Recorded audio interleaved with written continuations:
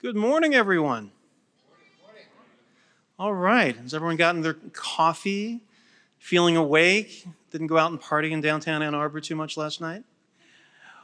Well, thank you very much and welcome to the OmniAir Connected Mobility Workshop. This is a workshop that we do from time to time in association with a week-long testing event we call PlugFest that's happening over at Mcity. So if you're not part of the PlugFest, if you've not been to Mcity yet, I would encourage you to go over this afternoon. We're going to have some great keynote speakers. We're going to have a couple of panel discussions, a luncheon, and then about 3 o'clock, everyone will be moving over to Mcity and see some demos of some of the connected vehicle testing that's happening there, some of the application testing, some really great things. And then about 5 o'clock, everyone's going to board back on the same bus and head over to Zingerman's Roadhouse, where we'll have a great reception. And so I hope you'll stick with us throughout the day for that. So before we get started, I'm Jason Conley, Executive Director of OmniAir Consortium. We're very excited to have each of you here. At the PlugFest yesterday, I was querying people where they were from. We saw people from Taiwan, from Japan, from Korea, from Hungary, from Spain, from Germany, UK, really around the world. And I think that that speaks to the global nature of this connected vehicle ecosystem that consists of OmniAir's membership. We are over 85 companies and public agencies from around the world. And we have a mix of automotive OEMs, systems integrators, tier 1 suppliers, chipset providers, deploying agencies, test equipment providers, and test laboratories, all coming together for a single purpose, and that is to ensure that we have trusted communications devices for use in transportation. OmniAir as an organization started nearly 20 years ago, and our origins are actually in the tolling industry. You'll hear a little bit from the chair of our board, Mr. PJ Wilkins, here in a few minutes, who is the executive director of EasyPass Group, and he can tell you a little bit about that story, where the tolling industry really cared about interoperability and helped lead the way and pull in other transportation stakeholders. And because of this, OmniAir offered our first certification program for tolling starting in 2012, and we quickly moved into connected vehicle technology, starting with DSRC and now C-V2X. We are communications media agnostic. We'll be offering that for new communications technologies as they come through. But our goal is to drive trust throughout the entire process. If you see this little certification mark on any equipment, that means that it has run through its paces. It is OmniAir certified. We qualify test equipment that is used to test these systems. We authorize, we audit and authorize accredited test laboratories. We do that for field test sites. And then we do this for equipment in the C-V2X world that includes OBUs, modules, and RSUs. And of course, we do this for tolling as well. Just last week, we launched the world's first multi-protocol tolling certification for RFID tri-protocol readers and tags. So it's a lot of exciting things that are happening at OmniAir. If you're not part of OmniAir, I would certainly encourage you to take a look at it. Talk to any of us here. We have several OmniAir board members in the room, several staff, and we're happy to share a little bit about that membership experience. This week we have over 27 companies from about 20 countries around the world participating in our PlugFest. This is actually our 13th OmniAir PlugFest. We've done these twice a year with a little bit of a pause during the pandemic. But we are very blessed to have support from the U.S. Department of Transportation here, and many of the members that you see listed here today. We have 3 of our authorized test houses, one from Taiwan, one from Korea, one from Spain, participating in this event, and many of the companies you see here. When you go over to Mcity and you have a chance to do a tour, you'll see that these testing teams, many of which will be over during part of this event today, are really working hard to ensure their devices are ready for deployment. And it's not an easy task. Complying with the many industry standards is very difficult. Ensuring that we have interoperable communications, that we have safety applications that are tested in the field and they're trusted for deployers. That's really part of OmniAir's mission, and that's what you'll see. That's really why we say it's connected mobility in action. This is a little bit of the fun that happens at the Plugfest from the past couple of days. Not only is industry coming together to work cooperatively on these common problems, they're able to do some networking and some knowledge exchange, and hopefully have a little bit of fun. This is some of what you'll see at Mcity today, and we're very, very excited about that, and we're appreciative of all of you joining us here. I would like to introduce our first speaker, which is Mr. P.J. Wilkins. He is the chair of OmniAir's board of directors. He has also, for many years, been the executive director of the EasyPass Group, which is the largest tolling organization in North America. And one of the things that P.J. taught me is that interoperability isn't just about technology, but it's also about people. And I think one of the great things that PJ has brought to this industry is he's brought together people from many different states and organizations to push that conversation toward interoperability and to make it a reality. And so that's why I'm very pleased to have Mr. Wilkins as our chair and, of course, as our first speaker. PJ, sir, the floor is yours.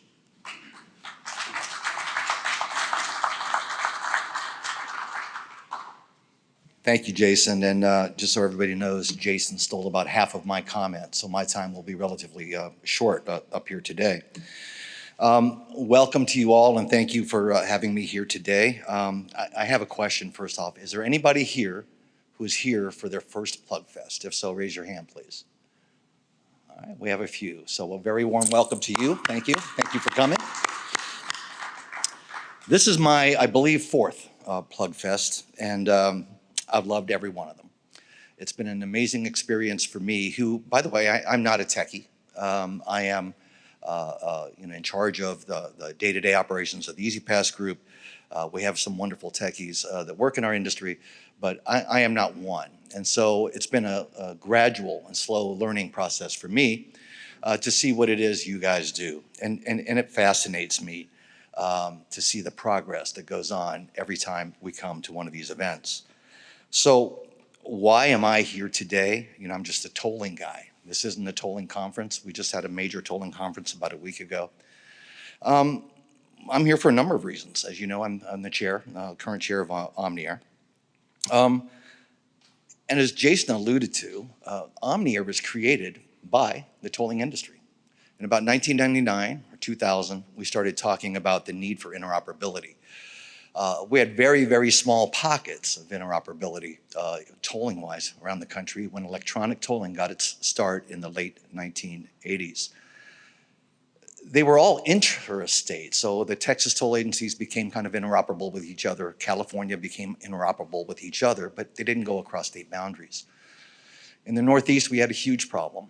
We had a high concentration of tolling facilities with shared customers, you know, people who would travel from New Jersey into New York City or New York City into New Jersey. And there were 7 toll authorities in a very tight piece of real estate. And so we got together and said, you know, we need to do something here. We need to be interoperable. And so EasyPass Group was created out of the need for interoperability. It is the sole reason that we exist. Imagine without that interoperability what your life would be like. You might have to have 6 or 7 or 8 toll transponders stuck up in your window. Imagine you're somebody who needs to drive, you know, a much larger region, maybe nationally. There's 125 toll agencies in the United States. If you had 125 toll stickers on your windshield, I don't think you'd be able to see where you were going, right? We knew we needed something that was common, and we created the EasyPass Group to do that. Again, it was in 3 states, 7 agencies. Today, we've expanded and grown. We're in 20 states. There's 58 million devices out there. And the number one thing people love about EasyPass is the interoperability. One account, it works the same everywhere, it's seamless. But we didn't get there by magic. We created OmniAir, like I said, in about 2000, because we knew that as we expanded interoperability, we'd need the ability for those devices to work seamlessly with each other to get that customer that experience. And as you know, that was very successful. We can travel most of the country now with those devices, and we're working on it nationally. But that's tolling. As OmniAir grew and matured, it focused on interoperability in other aspects. Connected vehicles, as you know, is now kind of the main focus of OmniAir. Tolling is still a piece of that. So the work that you guys are doing today is amazing. And sometimes I think we get lost, right, in the day-to-day mundane. I'm sitting here typing code at my computer like I saw so many of you do yesterday. But it's important to remember the purpose of that work that we do, right? You are doing work that is directly related to saving lives on our highways.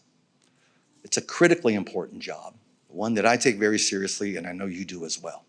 You should take a lot of pride in what you're doing to advance safety in transportation well into the future.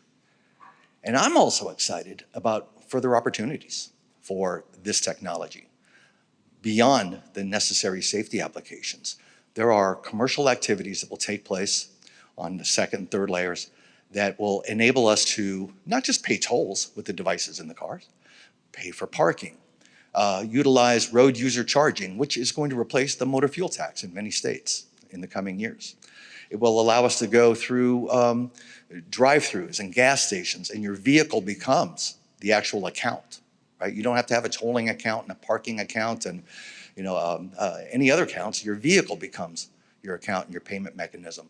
That is the future. That's the way we see it, and I'm very excited about continuing to work on those types of things. I'm very excited to be here today and witness all that incredible work. The future is right here in this room, and I thank you so much for all the work that you do. It's now my pleasure to introduce Dr. Jim Sayer to you. Dr. Sayer is director of the University of Michigan Transportation Research Institute. In addition, he conducts both basic and transactional research in the areas of advanced vehicle safety systems, human interaction with highly automated vehicles, connected vehicles, and infrastructure technology, naturalistic driving behavior, driver distraction, and pedestrian safety. He is an internationally recognized leader in the conduct and evaluation of field operational tests of vehicle safety systems, connected vehicle technology, and the study of naturalistic driving behavior. He also has an appointment as adjunct professor of civil and environmental engineering. Please give a warm welcome to Dr. Sayer.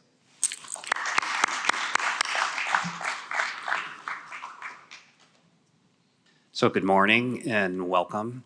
My primary purpose of being here is really just to welcome you to the University of Michigan. As your host, we really want to do whatever we can to make your visit here as comfortable and beneficial as possible. If anything comes up while you're here that either myself or the person who is at the front desk handing out the badges, Katie McGaffigan, please let us know and we will help you in any way that we possibly can. I just wanted to briefly let you know a little bit about the Transportation Research Institute. Next year will be our 60th anniversary, so we've been around for quite a while.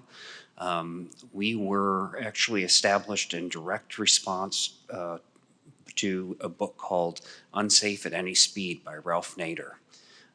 And we were established through a $10 million gift from Ford, General Motors, and the Alliance of Automobile Manufacturers back in 1965. But we haven't been, since our inception, a multidisciplinary institute. So while you may know us for the work we've been doing in autonomous vehicle testing or connected vehicle testing, we actually have faculty that are psychologists, statisticians, sociologists, and of course engineers.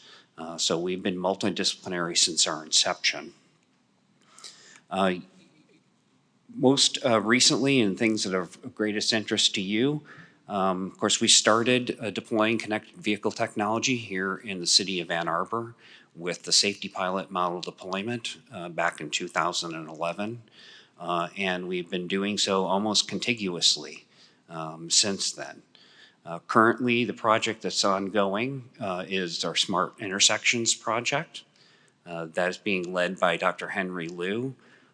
And they're in the process now of deploying CV to X at 21 intersections throughout the city, principal intersections on 3 corridors. This effort is also working on deploying the, I'm drawing a blank, SDM shared data, shared Sensor data sharing message, sorry. I keep forgetting what that stands for. That, again, continuing our efforts, which we've been ongoing for quite some time. The second project, which really just kind of kicked off in February after a lengthy time getting under contract, is the ACE 2.0, or Ann Arbor Connected Environment 2.0. This is really to fill out the rest of the community to get back up to 75 deployments throughout the city of Ann Arbor. We have about 150 signalized intersections here in the city, and we'll have roughly half of those equipped with CV2X once our deployment on this project is complete, combined with the SIP project. Combined between the two, we'll also be deploying about 300 vehicles, perhaps a few more. So as technology improves and opportunities for deploying technology with pedestrians and bicyclists, et cetera, we will also be examining those opportunities. So with that, again, I just wanted to say welcome, and I hope you enjoy your time here and at Mcity. And again, if we can be of any assistance with anything, please let us know. And thank you for your time and your efforts, and enjoy your stay.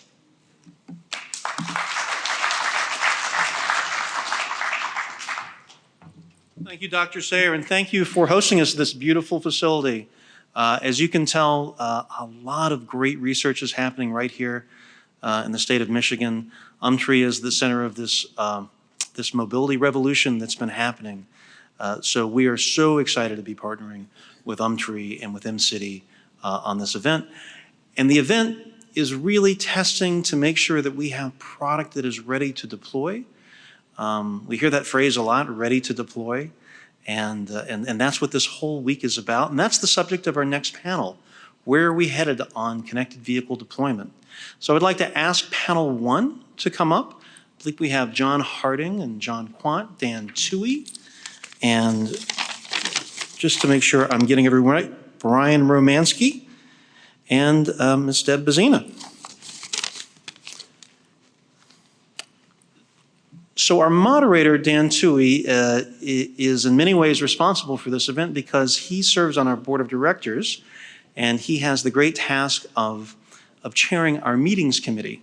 And so we've been planning this particular event for the better part of the past year, and so it's thanks to Dan's leadership that we are where we are, that we have the extensive event that we have. Dan has served as an OmniAir board member for a number of years. He is a senior vice president with Kapsch, Trafficcom North America, very active in the tolling and connected vehicle space. So when we talk about the two parts of OmniAir, Dan is the perfect representation of that. He also has a long and storied history in the industry, working for both SAE and ITS America. I'm not sure if it was IBHS America. But his history, his roots in this industry go deep, and I can think of no better person to introduce and moderate the next panel. Thank you. All right, we're going to go comfortable mode. Can you? Yep, this is on. Fantastic.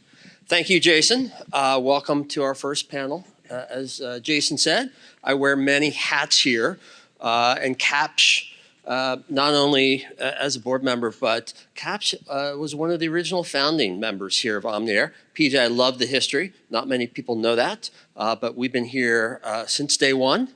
And very active, not only as a member, but very active in our membership. We have equipment over in the test labs. We'll be out on the track hopefully later.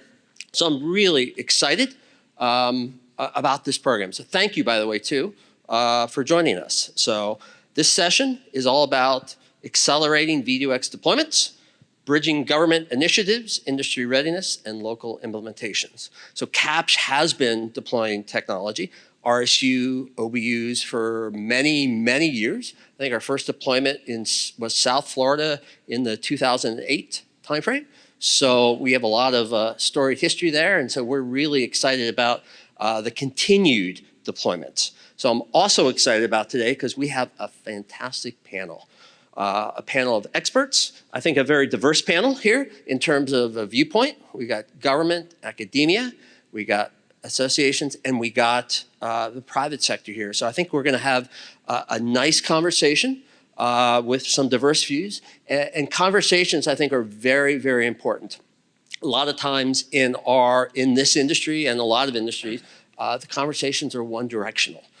You see an RFP, you respond to the RFP. You see a grant, you respond to the grant. So they're one-way dialogues. And really a two-way conversation are really, really necessary, important, I think, to advance the industry. So I'm happy and I appreciate our panelists for being here today. So speaking of our panelists, I'm going to let them introduce themselves here and say a few words here. But we have 4 people. First, we have John Harding, who is Connected and Automated Vehicles and Emerging Technologies Team Leader at FHWA. We have Debra, Managing Director for the Center for Connected and Automated Transportation here at UMTRI. So one of our hosts. Love this room. I've been seeing this room in slides, so it's interesting to see it in person. It's a fantastic venue. We have Brian Romansky. He is General Manager for Connected Vehicle Solutions at ISS, Integrity Security Services. He's also our resident SCMS guru on the panel, and I think in the industry, so we'll be taking care of that. And finally, we have John Kwant, to my left here, Executive Directors for the Americas for the 5GAA, the 5G Automotive Association, which is a trade group of the automotive sector, telecommunications, and just the technology sector, really helping to advance deployments in this field and in smart infrastructure. So with that, John, going to turn it over, John Harding, turn it over to you first. Too many Johns here, just to kind of give a brief intro and some opening remarks. Thanks, Dan.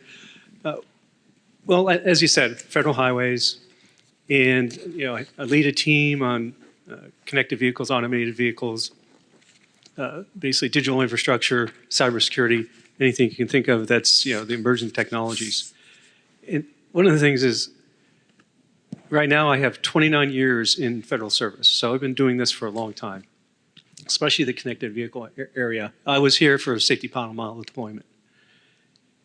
So with that though, how many of you have at least looked at the VDEX deployment plan?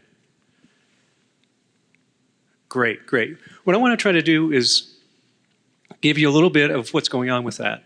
And just a little bit of the history. We had 3 summits. The first summit, we basically just said, hey, we realized we all need a path to deployment, how we're going to get there. And the USDOT responded saying, hey, we'll develop a deployment plan. The second summit, April 2023, we basically talked to everybody about, hey, what should be, we had some ideas, but what should be in this deployment plan? What should we address in the deployment plan? And the third summit, then we released a draft of the deployment plan. And just to go over a couple things, one of the big things in the deployment plan is stakeholder engagement, making sure we're engaged with all the stakeholders here in this room and others. We went through and based on conversations, set some short-term, mid-term, long-term goals and targets. We identified key focus areas that help us get to deployment. And the whole underlying theme was creating that momentum, getting further on that. And then from the plan, we set it out and we said, hey, give us comments. And you did. You basically gave us over 700 comments. And it basically represented about 100 different entities, telecommunication, infrastructure owners, operators, trade associations, OEMs, and government. Now, we looked at these comments. We kind of put them in 2 different perspectives. There's a poly perspective and a technical perspective. And I just want to give you an overview on some of these comments. First, long-term funding strategies. How can we work that out? And this is deployment, operations, and maintenance. So you got to think about that whole longevity of the technology out there. A lot of comments were about how we look at incentivizing the OEMs and industry to participate. A lot of you have you're participating already with your devices, getting them certified. But how do we keep that momentum going? Everybody wants more coordination between federal agencies. Even I do. There was a lot of discussion on the targets and goals. They're positive, and it was more about, hey, can we change this? Can you clarify this? Can we adjust this? So those goals and targets, we're still working on them, getting the input. A lot of discussion on security and the security credential management system and how that's going to play a role. And then the one big thing is the FCC second report and order. How we keep that moving, how we get that released. And one of the things that's really interesting is a lot of people comment on how that will support refining the goals and targets. Once we understand what we need, FCC gives us the protocols and everything, then everybody can take and say, hey, now that I know what they want us to do, I can set goals and targets. From the technical perspective, need technical assistance. How do we deploy? And a big thing was, if I'm a beginner to advanced, how can you inform me to, if I'm just beginning, where do I start? We need to incorporate communications beyond 5.9 gigahertz, all the new things coming out, mobile network operators, edge computing, all that stuff. One of the things they asked us is to facilitate monitoring and tracking of the goals and targets, especially from a USDOT perspective, a national perspective. This has been an ongoing conversation, but collaboratively educate the public. How do everybody in this room and all the other stakeholders, how do we make sure the public understand this technology? And one of the things we need to do is make sure we have a foundational kind of message we can all use, but we can have derivatives because we all have different perspectives. We're all deploying different perspectives of the technology, but we need to connect with the public. And how do we do that? We need to have a better understanding and understood deployment-oriented definition of interoperable capability. And again, bringing in those various perspectives. The IO is going to deploy what they need to deploy. The manufacturer is going to deploy what they need to deploy. How do we have one definition, but then that incorporates all those perspectives? Need to identify short, mid, and long-term message and applications. What's practical in all those timeframes?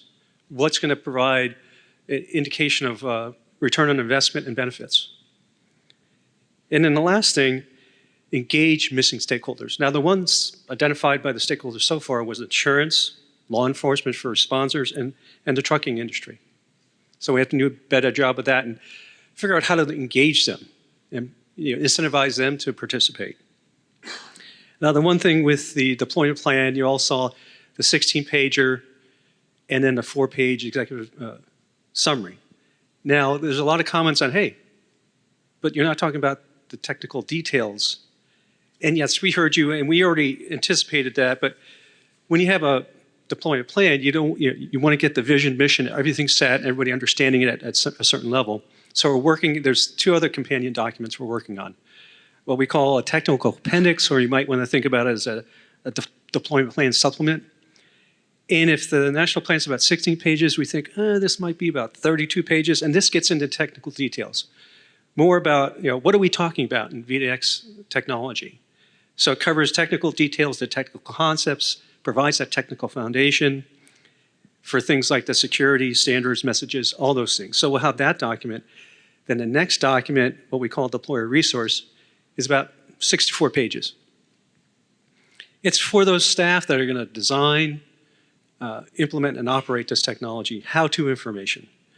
It's the important resources that are needed, the practices that we've seen so far, all those things that help deployment, funding eligibility, and this is where we really get down to making sure that, hey, if you're a beginner, start here. If you're an intermediate, you can skip to this. If you're advanced, skip all the way down to here. So that's what we're trying to do. We've gotten a lot of information. The Cooperative Automated Transportation Coalition has provided us a subject matter expert group, and we're working through these documents with them. They're providing a lot of good insights and information. And some things like current information, things are just cooking right now. So we're trying to incorporate all of that into these documents and hope that we get them out as soon as we can. So just to recap the current activity, we're reviewing all your comments. We're revising all these documents and make sure, where should we put the disposition of the comments? What's in the plan? What's in the other documents? We continue the stakeholder engagement. We're working with NTIA and FCC to get that second report and order out. and continuing to focus on the different key focus areas: interoperability, definition, certification and standards, spectrum, cybersecurity, beyond 5.9, and benefits. So that's where we are. I hope that was informative, just to give you, hey, we're trying to get these documents out, move forward, and continue that interaction with all of you. So thank you. Thank you, John. Next up, Debra, could you maybe just do an intro? It's tough Hi. to follow, I think. I know. I was going to take a little bit of a different tact and talk about, why I do this. And, I started my career a long time ago, way more than 29 years. And I was from industry. I worked at Ford, I worked at GM, and I was always in like engine, transmission, control. And I took a big chance in 2000 and I went to Visteon and worked in advanced driver awareness systems. And I realized that I hated my job for the last 13 years. That, now I'm in this area of safety and I have the best job in the world. I get to save lives. And the only problem is I'm in research now. So instead of being in current product, I'm in research. And we're working on things like blind spot detection and forward collision warning, all radar and camera-based systems. And, we actually sold our blind spot detection system. So we were first on the market to the Chrysler Pacifica way back in the day. And now it's on all of these vehicles. So I try to keep a positive mental model on, you do the work, you keep pushing this. Because at the time we're engineers, but we're also in sales, we're also in business planning, and we're doing everything in research. And just pushing it and pushing it and pushing the envelope. And here we are, and all these things are on vehicles all the time. And so I keep trying to say, what am I doing to accelerate V2X? And I have been doing it, even in my days at Visteon, as I came up with a corporate plan on how to design and manufacture DSRC, and working with startups on how to take their prototypes into a commercial product. And then in 2011, I came to the University of Michigan to work on safety pilot model deployment with John. It was great. And so I think that's what I've been doing, is trying to get these deployments out and pushing the technology and pushing the specifications and pushing people like OmniAir and 5GA and saying, what do we need to get this into the real world? And, and every time I do a deployment. So basically the last project that Jim Sayer announced, that's our 4th time doing the deployment. We started with safety pilot model deployment in 2011, stood it up in 2012. And it was difficult. They were not off-the-shelf products, and OmniAir wasn't even there. So it just kind of evolved. And then we did Ann Arbor Connected Vehicle Test Environment a few years later, and it was incorporating all the lessons learned from Safety Pilot. And those lessons learned were significant. So it wasn't just a software upgrade; it was a total teardown and rebuild. And so we stood up the environment again for the 2nd time. And then lo and behold, CV2X came along, and the FCC came along with their report and order. And so things changed again. So here we are trying to stand it up for the 3rd time. And then with the ACE 2.0, it'll be our 4th time. But those build off of each other, thank goodness. But again, my point is I've been trying to work at accelerating V2X, pushing those boundaries on what we need in the real world on these deployments. What is the gaps in the standards? What kind of testing do we need from OmniAir, the standardized testing? When do we know that we're ready? And how can we get it out there? How can we get, and not just talking to us. We fall into a trap, and you kind of hit upon this, is we talk to each other all the time. And it is preaching to the choir, is we all want this for different reasons, but we all want it. And we don't know, we can get it out with each other, but how do you get it out into the mainstream public? Who's out there talking to the bicyclists, ABPA people, and going to their conferences and saying, hey, we have this great technology and we think that you will benefit from it. And they're the ones that maybe will help tip the scales and get that pull, and that we will end up being this commercial deployment nationwide. So again, I'm just trying to do my part in accelerating V2X deployment. And I hope to continue that on and see some headway. But again, keeping it takes time, but it also takes a lot of perseverance. Thanks, Debra. Brian. Thanks, Dan. So in keeping with the theme of different points of view, different perspectives, I'll offer a slightly different perspective on deployment. At ISS, we support 20 of the most innovative, most technologically advanced DOTs who have large-scale deployments of V2X technology. From our view, deployment is here now. It's just a question of accelerating and reducing the barriers and helping those, the rest of the world catch up. We've worked very hard with our existing clients to reduce and to make the process repeatable, reduce the barriers, make it easier to deploy, make the integration and updates easier to do. So we continue to work to that to help the rest of the world catch up and the rest of the DOTs catch up. I recognize that there is certainly uncertainty in the market, and to the extent that we can reduce that uncertainty and get the OEMs on board, get them to buy in and actually deploy vehicles that leverage the technology, that will help. But we see value-added applications today. We see lots of these again, innovative DOTs that are deploying technology, getting real value propositions, real use cases in use today. I see lots of great opportunities for, say, fleet vehicles and managed organizations of vehicles to take advantage of this technology very quickly, both in these areas where we've got large-scale deployments and to encourage new deployments. So while I recognize that there's a lot of work to be done, there's still some details to be nailed down to have higher confidence and consistency into the future. I look at this as more of an agile, iterative process. As Deb had pointed out, these solutions build on top of each other. So you might have to occasionally take a step back and redeploy, re-enroll, make updates to your systems to handle changes from, say, the FCC or changes in technology, changes in solutions, but they do build on each other and they get better and more consistent over time. So again, our view is deployment is here now, it's happening, and we just need to make it easier and faster to roll out. Thanks. And John, bring us home on the intros. All right, thank you.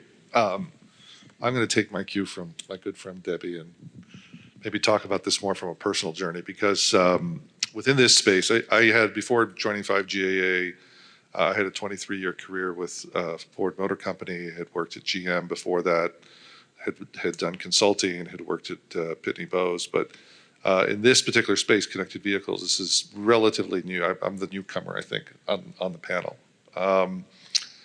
I spent the last 4 years at Ford responsible for federal advocacy in DC for both connected and autonomous vehicles. So this is going back to 2019 when I got asked to come back. Just prior to that, I had run a new group at Ford called the City Solutions Group when we were really trying to understand the evolving mobility landscape.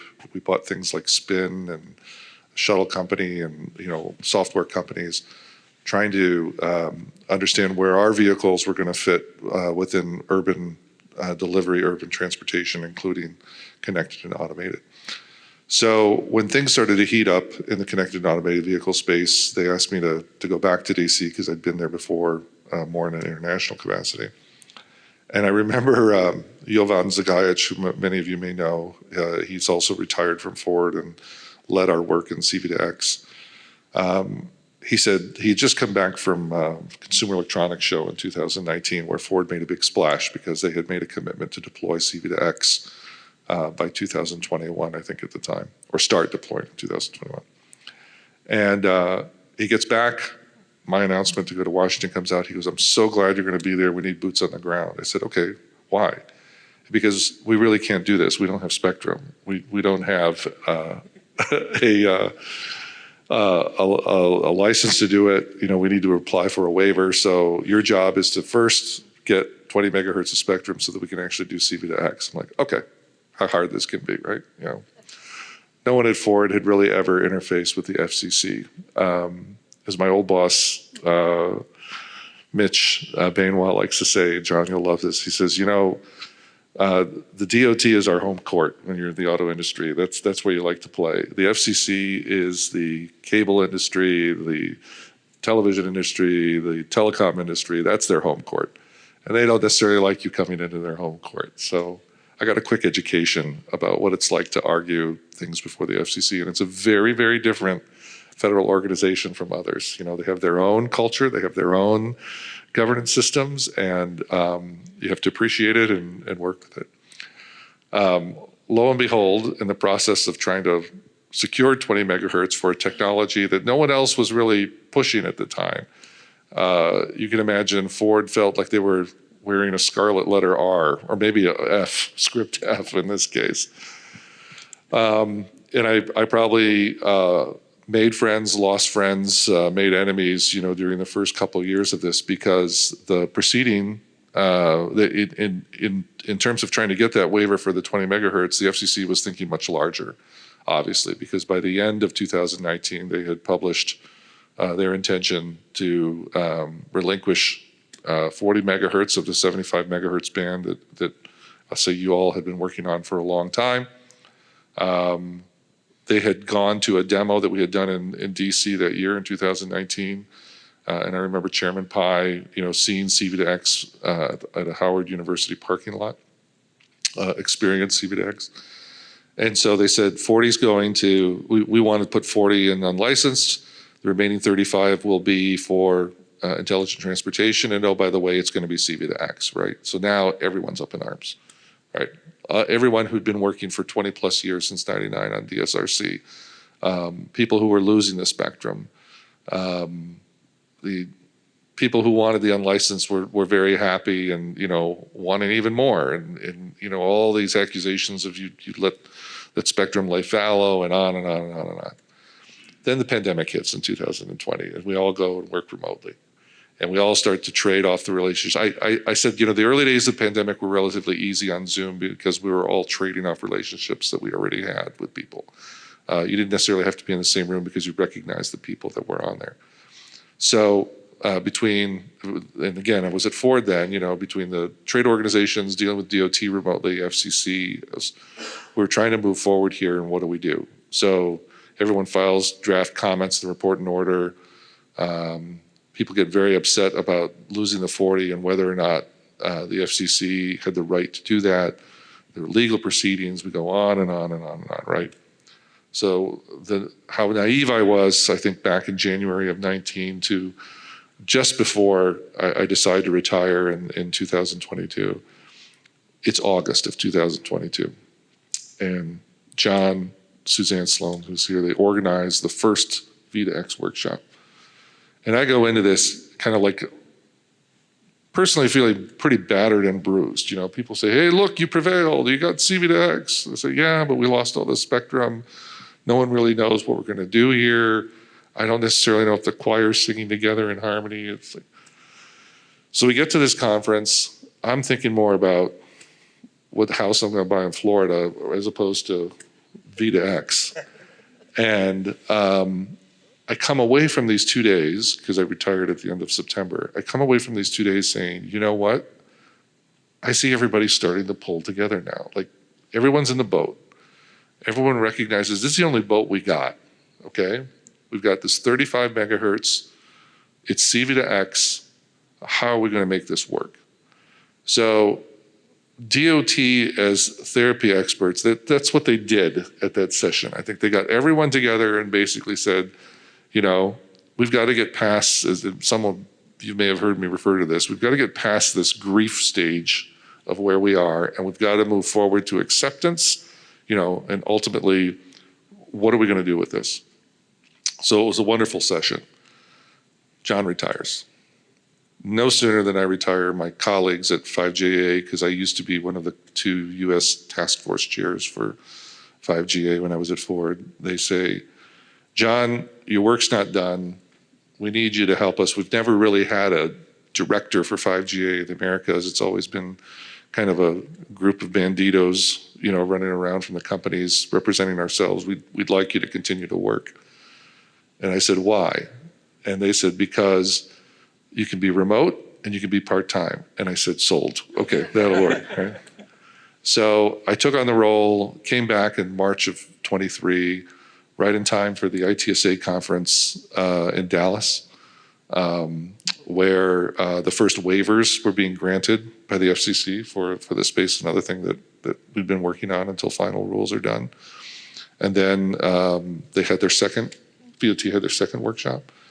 And what I will say from all of that is that it's a classic story arc, right? Because there was like all this excitement, if you recall, with the SRC. You get to 2015, 16, NHTSA's on the verge of mandating it.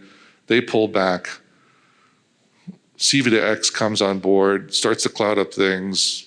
Spectrum goes away. It's like you're just in the throes of hell right now, and all of that. But we've come out of it.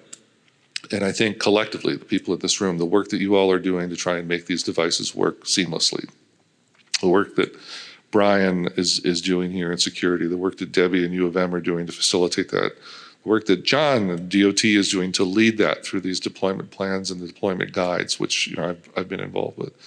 The work that my organization does, trying to help envision what a day one deployment like, what would be the use cases, how much spectrum is going to be needed.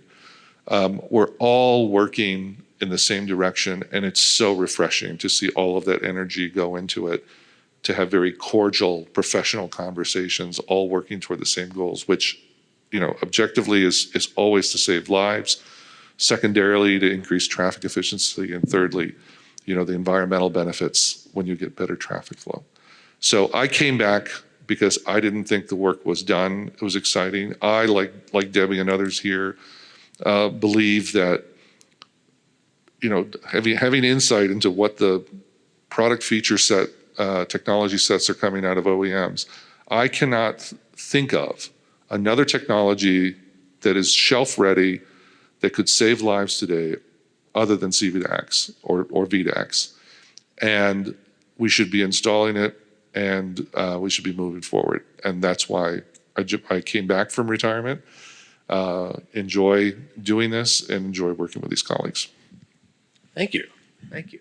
So, like I said, my goal is to be conversational. My other goal is to make sure we have some time at the end so we can extend the conversation to the audience out there. If you have questions to this panel, I'm not going to guarantee that, but that is my goal here. So, John, you talked about the deployment plan, 700 comments on a 16-page document. It's pretty impressive.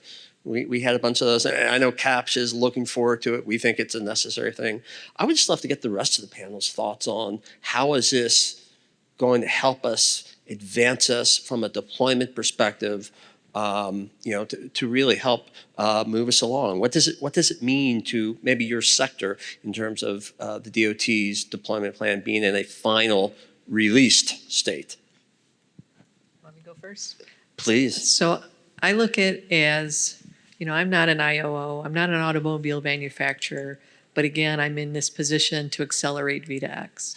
And so I look at that plan as being a tool to excite the people I do work with and saying, yes, I can commit to this. And I also think that looking at it in those short, medium, and long range goals is really helpful. And I'm one of those people, I start with a long range goal, and then I kind of pare it back and get down to my short range goal. So if we want to meet that long range goal, what do we need to be doing now? And I think the plan is great for that.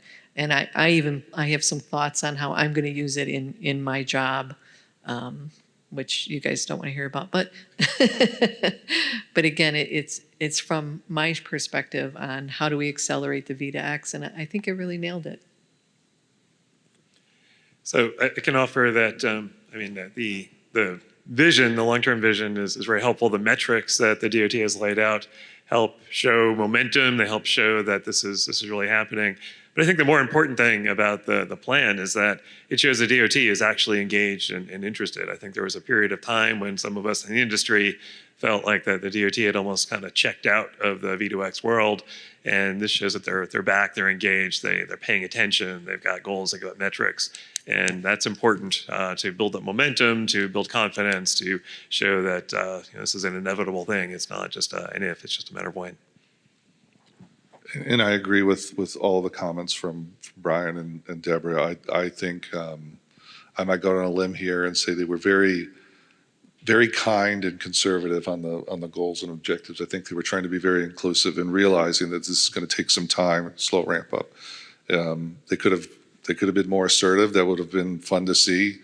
But until we get some more OEMs committed to deploying, it's hard to be extremely aggressive.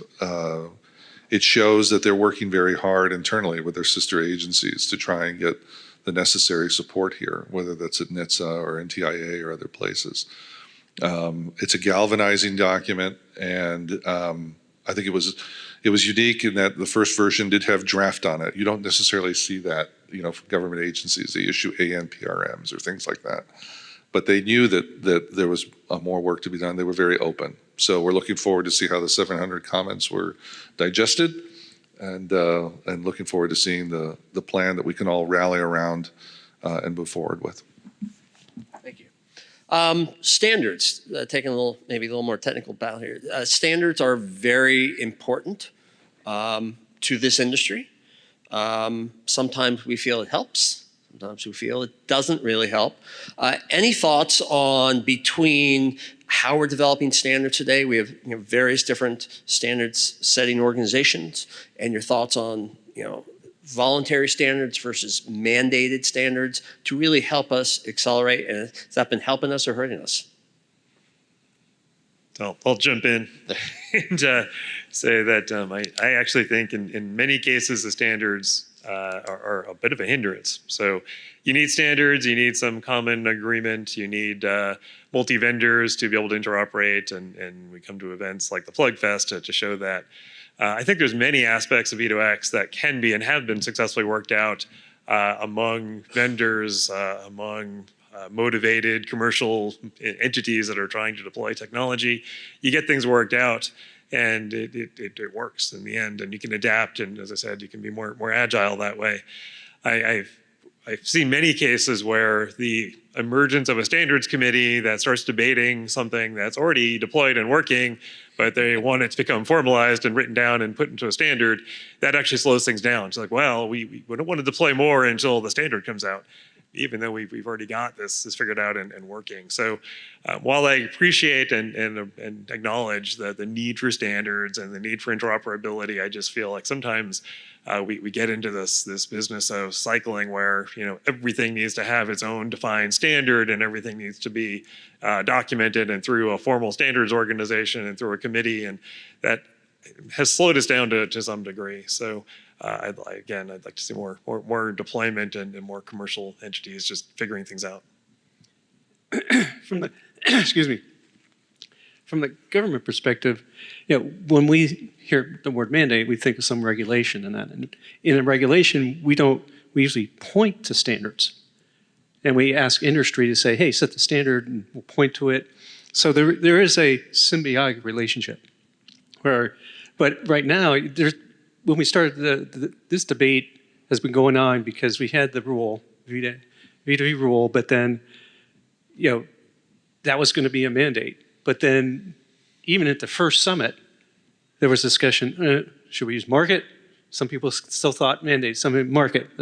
I think either way, you need standards for both for us to all speak the same language. But you're right, Brian. We can't let standards hold us back. We have to get it to a point. And when we were working the first V2V, we had some standards. But as we moved forward, we found, we have a problem. So we have to, I think, accept that the standards aren't going to be perfect.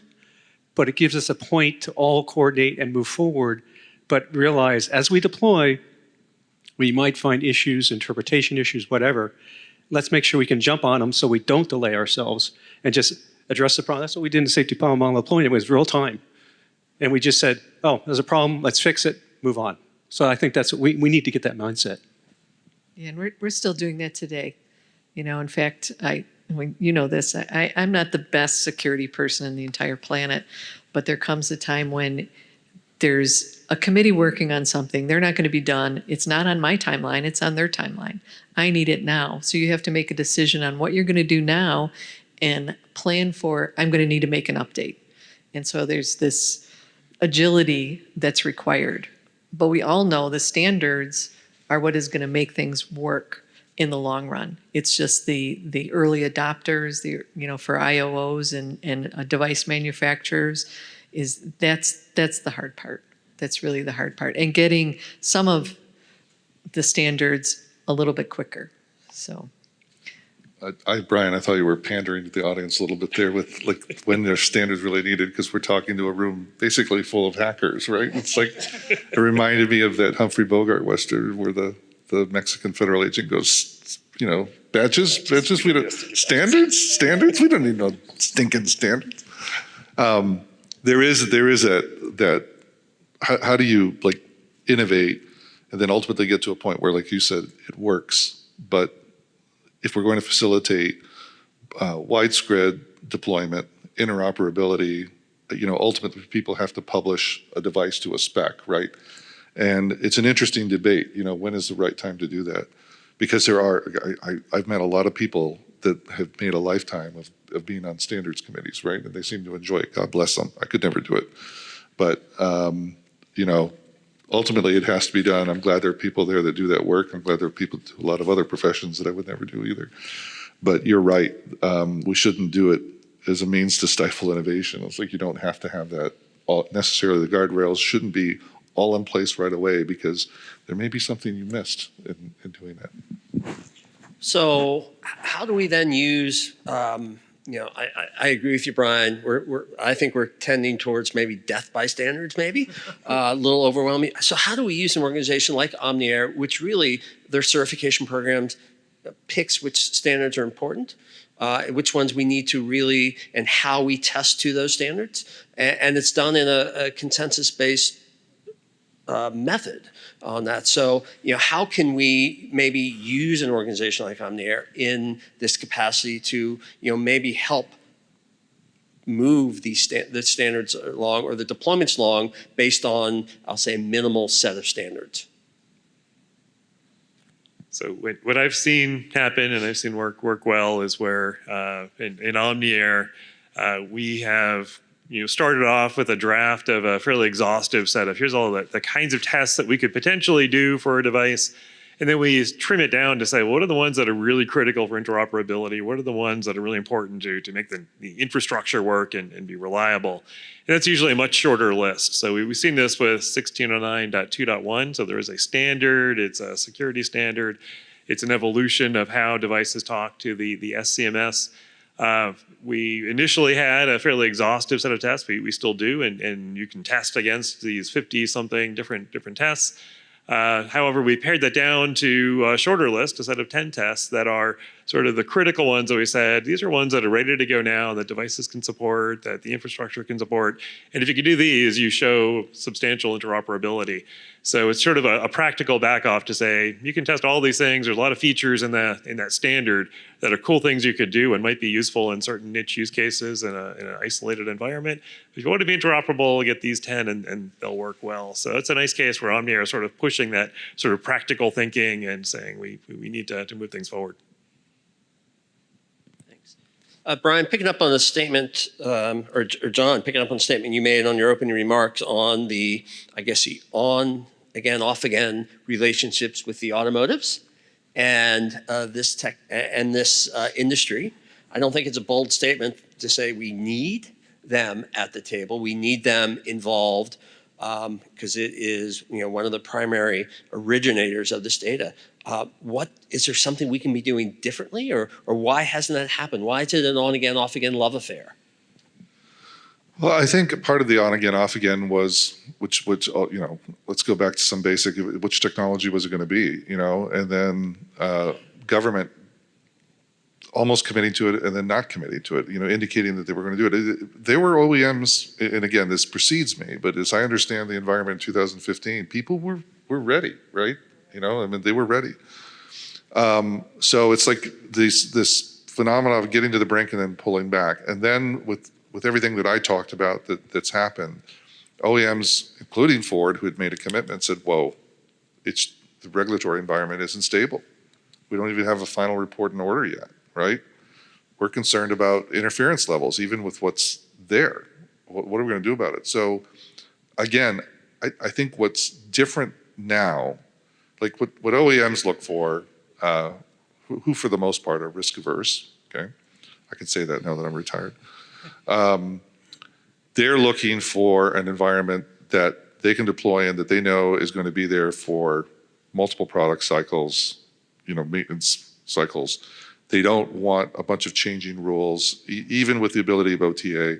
They don't want to have to dodge and weave, every year or every election cycle to the vagaries of what might be there. So they're looking for stability.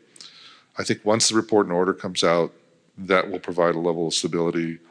Once the final VDX deployment plan comes out from DOT, that provides another level of comfort. You have 3 OEMs, I think it's at least 3, who have applied and been granted waivers. That's a good sign that despite the report and order not being done, they want to do that work. You've got OEMs that continue to work with organizations like UMTRI. So no one has stopped. It's a matter of, people ask me, what do you do in this role? What does 5GA do as a trade organization? I like to say we clear tree stumps out of the way, at least from my end on the policy side, so that we can prepare a field that can, yield some fruit or some vegetation. And so we're trying to collectively, all of us are trying to get those stumps out of the way so that OEMs feel that there's a clear pathway there to deploy. It's not stopping the states. That's another good sign. States and local municipalities who've also applied for waivers and are already deploying. Congress continues to want to support this. And I think what we have to do, again, we're on that very early part of the upswing, is the minute that we get good data, reinforcing what I think we all know in our hearts to be true, but data will prove the fact that this saves lives, it reduces collisions, it improves traffic efficiency, reduces carbon. Once that becomes more real, then you'll see that flywheel really start to move. You'll see OEMs commit to it. You'll see NHTSA wanting to make it at least part of NCAP, if not more. You'll see Congress want to devote more money, for infrastructure funding. So clear stumps, let's get the flywheel moving, let's keep people in the game. But I would certainly agree with you that right now it's like you're either in the shallow end or toes are in the water to some extent. And we're trying to move everyone down to deeper water. I was just agreeing with John here. And what we've heard, and see, my career was, a lot of it, NHTSA was V2V. And, I did the model deployment, was one of the main authors on the rule, and then we stumbled and tripped. And all this uncertainty came about. And now we're trying to clean up that uncertainty. So if we get that uncertainty cleaned up, and that's what we're hearing from the manufacturers and that, who are talking to the government, and they need that uncertainty cleaned up so they know where to go. Because when we were doing the V2V rule and everything, a lot of them were starting to say, hey, this looks pretty good. And then, boom, uncertainty hit. So now they're holding back and saying, we want to make sure this time where we're going. And that's, goes with what John was saying. And we're trying to do that. We're trying to get this, clean up this uncertainty and move forward. So there are many uncertainties out there and a lot of challenges also in this area. Cybersecurity, privacy, well, we talked about standardization. What are the big challenges that are really maybe holding us back from the deployment? And more importantly, how do we get by maybe some of these broader challenges that we haven't talked about today in this industry? Is cybersecurity real? Are cybersecurity threats real for us here? Well, just talking about challenges, I think the biggest one is the certainty. But once we get back, on that track, there's going to be these little bumps in the road. And, in our deployment, we're dealing with cybersecurity. It's not the device cybersecurity. Okay, we think that the SCMS is the answer. And there is no doubt, no question that that is going to make our devices trusted. The problem we're running into is introducing devices, both V2V and perception systems, in the environment in a secure manner. That's really the hard part, is you're introducing a lot of worry beads to your IOO. And, you really are introducing attack vectors, and so you have to just deal with that. And it's little teeny bumps in the road. That's going to be one of them. Another one that we have not talked about here, another small one, is the Buy America. So, if you didn't see what we did in between our two projects, so the Smart Intersection project is we're going to buy these devices, vet the devices, test the devices. In the next project, we're just going to buy those devices. There's no betting, there's no testing, and it saves over $1 million. So it's like a good deal. Well, then the Buy America comes. The first one isn't under it. The second project is. And so now we have to rethink that. Are suppliers ready? I don't really know. I mean, I know that the comments just closed Tuesday, was it? Monday. And I looked at the questions and I'm like, I can't answer these questions. They're really directed towards manufacturers. And so I don't know what that state is, and I don't know how it's going to impact us, and I don't know how it's going to impact the rest of the deployments. But I do think it's going to be a little bump in the road, and that we'll find a way. We're all engineers. We're going to find a way to make it better and get past it and figure out a solution. And we're Americans. And we're Americans. I think one of the challenges is that we're moving forward, but keeping that momentum together. I think we got to keep the conversations going and the collaboration going. We need to do this together. Cybersecurity is one area because VDAX cybersecurity is one part of it. It's cybersecurity is beyond just what we're trying to do with connectivity and introducing it to the state DOTs and that who are trying to make sure that the rest of their systems are cyber secure. Or introducing another threat vector that they also have to incorporate into their system. All these conversations had to be had, and we have to have that coordination between the manufacturers and industry with the public sector to say, hey, V2X is one part of the security system. We need to integrate that with the rest of all the security that's happening to make sure our transportation system is secure, totally resilient. I mean, we're going to be hacked, we're going to be attacked. What do we do when that happens and make sure we do it together? I'll just add that the biggest threat that we see to security is deployments that think that this is an afterthought. They can deal with deploying security later. Let's get a basic application working and we'll figure those out later. Adding the security or enabling security has a big impact on your deployment. So I would encourage against that. Just start from the beginning with a secure infrastructure, and you'll have much less or smoother deployment and smoother operations.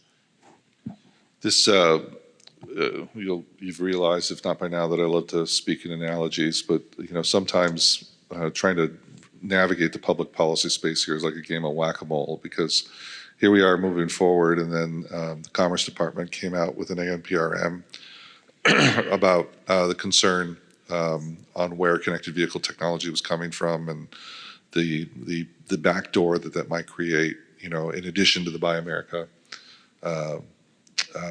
ruling that's like, or what's happening now is there's a general waiver in place by Federal Highways, and they're revisiting that, and they have to, in lieu of where some of these technologies might be coming from, and it is an election year, let's not forget that, so politics jump into this as well. But what I think is interesting here is that, especially with what the conference and what Brian represents, is that there's organizations like OmniAir that certify equipment. Someone's going to have to certify deployments, at some scale, regional, intersection, whatever level. And then I think there's going to be an audit or certifiability of your supply chain, in this space, right?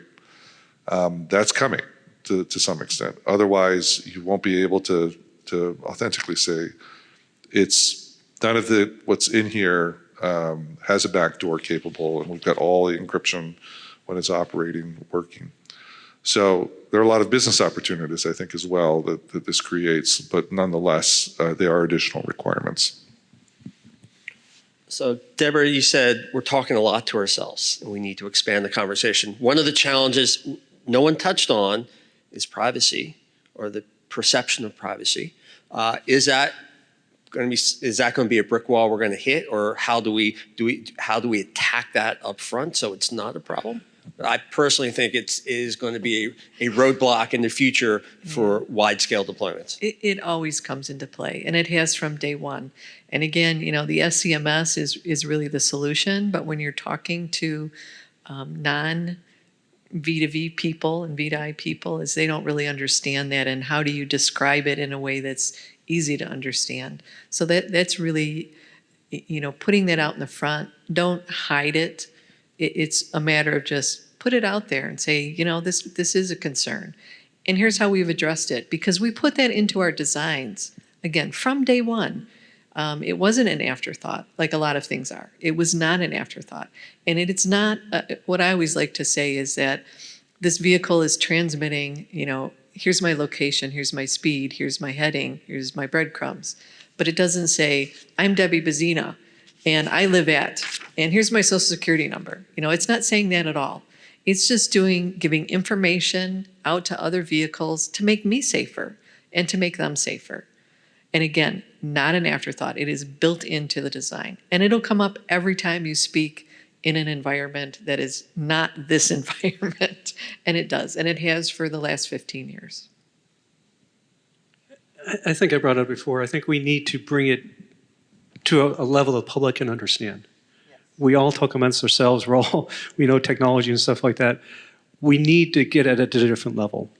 And for us, a lot of us, may be difficult. We need some other professional help, I guess, to how do we market this effectively to the public and address those concerns like privacy and everything that gives them a sense of at least understanding and comfort that, as David was saying, it's going to protect me.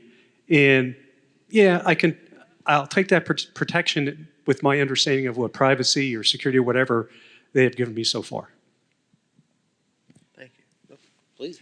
I'll just add, so I agree with Debbie that since day one, privacy has been a primary requirement for the SCMS, for the authentication infrastructure. We've incorporated a lot of complexity into the system to protect privacy. I find it ironic that many of the people who complain or worry about privacy carry devices and use technologies that allow them to be tracked, encourage their tracking, and yet they think that this is a thing that's going to, let marketers find where they are. So it's again, to John's point, we need a way to message and communicate to make sure that people understand that the fair and balanced nature of this. So I'm trying to be a man of my word. We have a few minutes left here. I would like to open up to the audience if there are any questions out there. So, PJ. Not a question, maybe a comment, and it relates directly to the privacy issue. I think that is critically important. And I think the message, the communications with the general public, critically important. In our industry, about 90% of the people in our regions utilize electronic toll collection. About 10% don't. When you ask them why, primarily it's because we don't want government tracking us. We don't want the government to know where we are all the time, right? So we don't want that. You're going to have a tough sell telling people that we're going to have this tremendous capability in your cars, but don't worry, we're not going to share your location with anybody, right?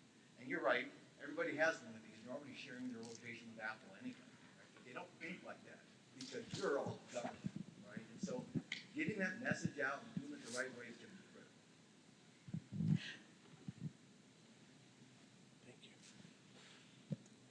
Really hard to see the audience from up here. So, Really quickly, let me give you a mic. So we are recording, so if you guys are speaking, I need you to have a mic, okay? 1 sec. Even if you're loud, like me, but Jeff Eric, Brand Motion, why do we still need the waivers? I don't understand that. It seems an unnecessary obstacle to progress, and I just don't understand why that's still necessary. Well, until the final report and order is published, you need the waivers to deploy. So I agree with you, it'd be great if we didn't need them.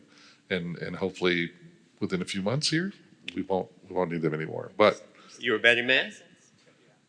I am a betting man, so I would say the over and under would be 3 months. Okay. Yeah, but won't you need a license? Yes, you will need a license, but not a waiver, right? You would, if you Right. don't currently have a license, correct? Yes.